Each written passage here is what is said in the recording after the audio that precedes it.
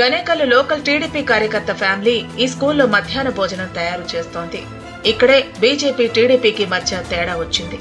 Mid day meal తయారీ బాధ్యతలను తమకు అప్పగిస్తూ ఎమ్మెల్యే పార్థసారథి తమకు లెటర్ ఇచ్చారంటూ బీజేపీ కార్యకర్తలు హడావుడి చేశారు. ఇక నుంచి మేము వంట వండి పెడతాం, మీరు తప్పుకోండి అని చెప్పారట. దీంతో మిడ్ డే మీల్ అంశం వివాదాస్పదంగా మారింది. ఈ క్రమంలోనే ఎమ్మెల్యే లెటర్ ఇచ్చిన వారికే వంట వండే అవకాశం కల్పిస్తామని ప్రధానోపాధ్యాయుడు చెప్పారట. ఇది కాస్త తీవ్ర దుమారం రేపింది. టీడీపీ బీజేపీ కార్యకర్తల మధ్య గొడవకు దారితీసింది. రెండు వర్గాల మధ్య కొట్లాటతో విద్యార్థులకు మధ్యాహ్న భోజనం అందలేదు.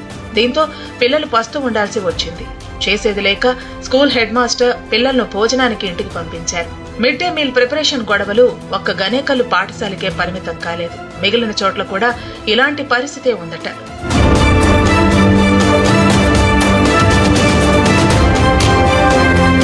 మరోవైపు ప్రభుత్వ